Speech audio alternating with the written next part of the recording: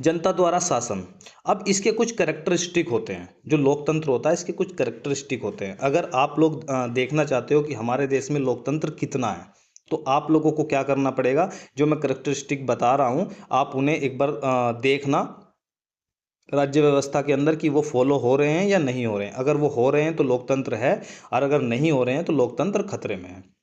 पहला, जनता द्वारा शासन, रूल बाय द पीपल। लोकतंत्र में सरकार का अधिकार शासितों की सहमति से प्राप्त होता है, यानी कि जो भी पावर मिलेगी वो जनता से मिलेगी। अगर जनता को दबाया जा रहा है, डराया जा रहा है, परेशान किया जा रहा है, तो कहीं ना कहीं लोकतंत्र खतरे में है।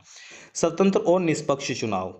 आप लोग जानते हो कि आए दिन चुनाव आयोग जो इलेक्शन कमीशन है उसके ऊपर जो है निष्पक्षता, एक तरीके से फेयर इलेक्शन ना कराने के आरोप लगते रहते हैं कि वो किसी विशेष पार्टी की तरफ जो है वो टिल्टेड रहती है, और जो अपोजिशन होती है उसकी बातें नहीं सुनती है, और जो सत्ता में पार्टी होती है उसके पक्ष में वो काम करती है। ये आरोप आए दिन लगते रहते हैं चुनाव आयोग के ऊपर, और चुनाव आयोग के ऊपर ये इस किसी भी तरह का आरोप लगना लोकतंत्र के लिए खतरा होता है। इसीलिए जो है चुनाव जो होने चाहिए वो फ्री एंड फेयर होने चाहिए।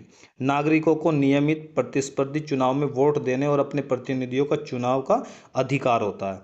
अधिकारों और स्वतंत्रताओं की रक्षा, protection of right and freedom, यानी कि हमारे जो नागरिक हैं उन्हें अधिकार मिलने चाहिए, उनके अधिकारों की रक्षा होनी चाहिए, जो सुप्रीम कोर्ट करता है, हाई कोर्ट करता है, और सरकार भी करती है। आपको बताना है कि सुप्रीम कोर्ट में हम अपने अधिकारों की सुरक्षा के लिए कौन से आर्टिकल के तहत जा सकते हैं, और हाई कोर्ट में हम कौन से आर्टिकल के तहत जा सकते हैं।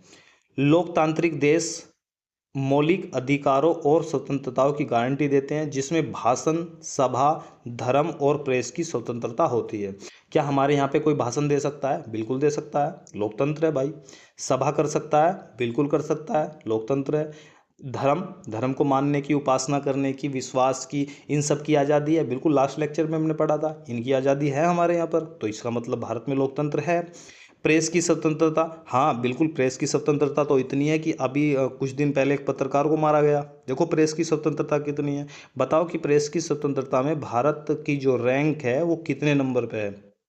ठीक है, 100 से ऊपर है, मैं थोड़ा आइडिया दे रहा हूँ। तो बताना कि हमारे यहाँ पे प्रेस की स्वतंत्रता है कितनी। यहाँ पर लोकतंत्र मुझे खतरे में नजर आता है। कानून का शासन है, रूल ऑफ लॉ। क्या कानून का शासन है? कानून के सामने राजा और रंक दोनों समान है। आप पता लगा सकते हो कि एक गरीब आदमी है उसके साथ क्या व्यवहार होता है, एक अमीर आदमी के साथ में क्या व्यवहार होता है। कि लोकतंत्र है या नहीं है, ये आप लोग तय करिए। सरकार ऐसे कानूनों के ढांचे के भीतर काम करती है जो सभी पर समान रूप से लागू होते हैं, और निष्पक्षता और न्याय सुनिश्चित करने के लिए एक स्वतंत्र न्यायपालिका होती है। स्वतंत्र न्यायपालिका जरूर है, लेकिन उसके ऊपर भी आए दिन सवाल उठते रहते हैं, वो कितने सही हैं कितने गलत हैं, ये तो एक तरीके से जांच के बाद ही चीज़ें सामने आती है। शक्तियों का पृथक्करण, सेपरेशन ऑफ पावर। शक्तियों का पृथक्करण होना जरूरी है। कार्यपालिका, न्यायपालिका। आप जानते हो कि लोकतंत्र, किसी भी स्वस्थ लोकतंत्र के 4 पिलर होते हैं। किसी भी स्वतंत्र लोकतंत्र के क्या होते हैं? स्वास्थ्य लोकतंत्र के 4 पिलर होते हैं। पहला, विधायिका, कार्यपालिका, न्यायपालिका और मीडिया। जब विधायिका अपना काम, कार्यपालिका अपना काम सही से नहीं करती है, तो जो विधायिका होती है उसके ऊपर कंट्रोल करती है। ठीक है, जब ये विधायिका अपना काम सही से नहीं करेगी, उल्टे सीधे बिल बनाए जा रहे हैं, पास करे जा रहे हैं, वो देश के लिए खतरा है, देश के लिए सही नहीं है, तो न्यायपालिका कहेगी कि भाई साहब एक काम करो, इधर देखो, मेरी तरफ देखो, ठीक है, यहाँ देखो, हम भी बैठे हैं। तो ये इसके ऊपर कंट्रोल करेगी। और जब न्यायपालिका ही सही तरीके से काम नहीं करेगी, तो अब मीडिया आ जाती है कि भाई साहब हम बाहर दिखा देंगे आपकी करतूत जो आप कर रहे हो। क्या आप जानते हो कि मीडिया क्या अपना काम कर रही है सही तरीके से? अगर वो सही तरीके से काम करती होती तो आज गोदी मीडिया उसका नाम नहीं पड़ा होता, गोदी मीडिया उसका नाम नहीं पड़ा होता। तो कितनी मीडिया सही तरीके से अपना काम कर रही है वो आप लोग सब सही तरीके से जानते हैं। राजनीतिक बहुलवाद की जब हम बात करते हैं, राजनीतिक बहुलवाद में क्या होता है कि किसी भी एक पार्टी का शासन नहीं होगा। जब मैं चाइना की बात करता हूँ तो वहाँ पे क्या है, एक ही पार्टी है, कम्युनिस्ट पार्टी। उसी का नेता खड़ा होगा, चाहे 2 खड़े हो जाएं, 3 खड़े हो जाएं इलेक्शन में, और उसी का नेता जीत कर आएगा और वही शासन करेगा, वही देश चलाएगा। तो यानी कि वहाँ पर इस तरीके की चीज़ें, यानी कि लोकतंत्र जैसे करैक्टरिस्टिक वहाँ पर नहीं पाए जाते हैं। लेकिन जब हम बात करते हैं भारतीय लोकतंत्र की, तो यहाँ पे क्या है, राजनीतिक बहुलवाद है। बहुलवाद का तो मतलब ये समझो तुम, गली गली में पार्टी बनी हुई है। आप जानते हो कि जो है कितनी पार्टी उत्तर प्रदेश में, कितनी पार्टी पंजाब में, कितनी पार्टी राजस्थान में, मतलब अलग अलग जगह पर तुम्हें मोहल्ले मोहल्ले में पार्टी मिल जाएंगी। जिस लड़के को उसके बाप ने मारकर भगा दिया, उसने समझो अपना कहीं ना कहीं जाके पार्टी बना ली। ठीक है, तो ये राजनीतिक बहुलवाद तो हमारे यहाँ पर है। विभिन्न राजनीतिक दलों और दृष्टिकोणों की अनुमति है और नागरिकों को संगठित और होने और राजनीति में भाग लेने का अधिकार यहाँ पर होता है। पारदर्शिता, पारदर्शिता और जवाबदेही, ट्रांसपेरेंसी एंड अकाउंटेबिलिटी। सरकार जो भी काम करती है, सरकार जो भी काम करती है उसकी ट्रांसपेरेंसी होनी चाहिए। ट्रांसपेरेंसी का मतलब होता है कि जिस तरीके से कांच का गिलास होता है, उसके अंदर अगर कोई कचरा वगैरह कुछ भी है तो वो बाहर से बिल्कुल साफ दिखाई देता है। ठीक है, इसे बोलते हैं ट्रांसपेरेंट। तो जो सरकार काम करती है, वो सरकार के जो कार्य होते हैं उनकी सबकी जानकारी जनता को होनी जरूरी है। अगर कोई भी ट्रांसपेरेंट गवर्नमेंट होगी तो जनता को उसकी सारी जानकारी होगी कि उसने कितना बजट पास किया, कितने एक तरीके से जो बजट आया उसमें कितनी सड़कें बनी, कितना पैसा क्या ईमानदारी से लगाया, सबकी जानकारी अगर जनता के पास में, जनता के डोमेन में रख दी जाती है तो उसे बोलते हैं ट्रांसपेरेंसी। अकाउंटेबिलिटी, अकाउंटेबिलिटी क्या है, आप जाते हो कि भाई आप लोगों ने 5 साल काम किया या 1 साल काम किया, ठीक है, आप गए प्रेस कॉन्फ्रेंस की और उसमें बताया कि भाई आप लोगों को, जनता हमसे सवाल पूछ सकती है क्योंकि जनता ने हमें क्या है, टैक्स दिया है, जनता ने हमें टैक्स दिया है, तो जनता सवाल पूछने का अधिकार है। भाई हम किसी को पैसा देते हैं तो हमें अधिकार होता है कि हम अपने पैसे का हिसाब मांगे, भाई हमारा पैसा कहाँ लग रहा, कहाँ लगाया गया है। तो सरकार को, आज सत्ता पार्टी में कौन है, बीजेपी सत्ता पार्टी में है, अब बीजेपी से ही सवाल पूछे जाएंगे क्योंकि जो जनता है वो टैक्स किसे दे रही है, वो बीजेपी को दे रही है। बीजेपी को मतलब बीजेपी सत्ता को, सरकार को दे रही है।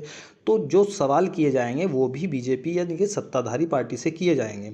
कई बार बोला जाता है कि जी कांग्रेस से सवाल नहीं किए जाते, अगर कांग्रेस आज सत्ता में होती तो उससे सवाल पूछे जाते। जब आप सत्ता में है तो आप कॉन्फ्रेंस करिए, आप लोग क्या प्रेस कॉन्फ्रेंस करिए और जनता के सवालों के जवाब दीजिए। तो अगर आप जानते हो कि जो तत्कालिक प्रधानमंत्री हैं अभी के जो हैं, वो थोड़ी सी प्रेस कॉन्फ्रेंस से भागते हैं। ठीक है, वो प्रेस कॉन्फ्रेंस करना ज़्यादा पसंद नहीं करते हैं। क्यों क्यों नहीं करते हैं, वो उनका व्यक्तिगत विचार है, लेकिन ऐसा वो नहीं करते हैं। तो यानी कि पारदर्शिता और जवाबदेही पे क्या उठते हैं, सवाल उठते हैं कि क्या गवर्नमेंट ट्रांसपेरेंसी और अकाउंटेबिलिटी, यानी कि अकाउंटेबिलिटी है उनकी जनता के प्रति या नहीं है। तो ये लोकतंत्र, अगर ऐसा आप नहीं करते हो तो लोकतंत्र पे ये सवाल उठते हैं कि लोकतंत्र वैसा नहीं है जैसा होना चाहिए, अगर उनके ये एक भी करेक्टरिस्टिक मैच नहीं करता है तो। सरकार लोगों के प्रति जवाबदेह है और निर्णय पारदर्शी तरीके से किए जाते हैं। जैसा आप लोगों ने देखा कि आरटीआई लगाई जाती है, भाई आप लोगों ने जो भी काम किया है उसका हमें ब्यौरा चाहिए, ये क्या है, ट्रांसपेरेंसी है। सक्रिय नागरिकता, एक्टिव सिटीजनशिप, नागरिकों को राजनीति में प्रक्रिया में भाग लेने और अपने नेताओं को जवाबदेह ठहराने के लिए प्रोत्साहित किया जाता है। तो ये जितने के जितने भी थे, ये क्या हैं, हमारे करेक्टरिस्टिक हैं, किसके, लोकतंत्र के। संविधान की प्रस्तावना में लोकतांत्रिक शब्द का प्रयोग वृहद रूप से, यानी कि बहुत बड़े रूप से किया गया है। क्यों, क्योंकि इसमें सामाजिक लोकतंत्र भी लिया गया है, इसमें आर्थिक लोकतंत्र भी दिया गया है। ठीक है, हमें 3 तरह के लोकतंत्र दिए गए हैं। कौन कौन सा, एक तरीके से हमारा क्या हो गया, एक तो सामाजिक हो गया, आर्थिक हो गया और पॉलिटिकल हो गया, राजनीतिक लोकतंत्र हो गया। इस पर 25 जनवरी 1949 को जो भीमराव अंबेडकर थे, उन्होंने संविधान सभा में अपने समापन भाषण में जोर देते हुए कुछ कहा था। क्या कहा था, राजनीतिक लोकतंत्र जब तक स्थायी नहीं हो सकता जब तक इसके मूल में सामाजिक लोकतंत्र ना हो। अगर राजनीतिक की हम बात करते हैं, अगर सामाजिक लोकतंत्र नहीं होगा तो ये मजबूत जो राजनीतिक लोकतंत्र है वो नहीं हो सकता। सामाजिक लोकतंत्र का अर्थ क्या है, वह जीवन शैली जो स्वाधीनता यानी कि लिबर्टी, इक्वलिटी और बंधुत्व, फर्टेनिटी, ये बंधुत्व मतलब भाईचारा, को मान्यता देती हो। इन तीनों के सिद्धांतों को अलग एक त्रिय के रूप में नहीं देखा जा सकता, यानी कि एक ट्राइंगल है इन तीनों का और इन्हें आप अलग करके नहीं देख सकते हो। अगर आप सामाजिक लोकतंत्र को हटाते हो तो पॉलिटिकल लोकतंत्र का महत्व नहीं है। अगर आप किसका, आप आर्थिक लोकतंत्र को हटाते हो तो तब इन दोनों का भी महत्व नहीं है। तो ये तीनों कहीं ना कहीं आप एक दूसरे से लिंक हैं। जब आप इन्हें एक दूसरे से अलग करते हो तो किसी एक का मतलब नहीं रह जाता है। इन तीनों को आपस में मिलाकर एक तरह की रचना इस अर्थ में करते हैं कि यदि इनमें से एक भी अलग हो गया तो लोकतंत्र का उद्देश्य पराजित हो जाता है। समानता के अभाव में स्वाधीनता से कुछ अधिक आधिपत्य अनेक स्थापित होने की स्थिति बनेगी। इनका अर्थ समझो अब जरा। इस कथन का अर्थ क्या है? यदि समाज में समानता नहीं होगी, समानता क्या है भाई? जो चीज़ एक गरीब आदमी को मिल रही है वो अमीर को भी मिलनी चाहिए। समानता तो यही है कि भाई बोलते हैं कि भाई लड़का लड़की भी समान होनी चाहिए, ठीक है, हर जाति समान होनी चाहिए। तो स्वाधीनता कुछ लोगों के हाथों में केंद्रित हो जाएगी, यानी कि जो आज़ादी होगी वो कुछ ही लोग आज़ाद होंगे, बाकी तो एक तरीके से गुलाम की ज़िंदगी जिएंगे। इसका परिणाम यह होगा कि कुछ विशेष लोग अपनी स्वतंत्रता और अधिकारों का उपयोग करके बाकी लोगों पर प्रभुत्व, डोमिनेशन स्थापित कर लेंगे। यानी कि वो क्या हो जाएंगे, एक डिक्टेटरशिप पैदा हो जाएगी अगर आप लोगों को समानता नहीं मिलेगी। यदि सभी को समान अवसर, अधिकार और संसाधनों तक पहुंच नहीं मिलती है तो स्वतंत्रता का लाभ केवल कुछ गिने चुने लोगों के पास में ही जाएगा, जबकि बाकी लोग उनके अधीन हो जाएंगे।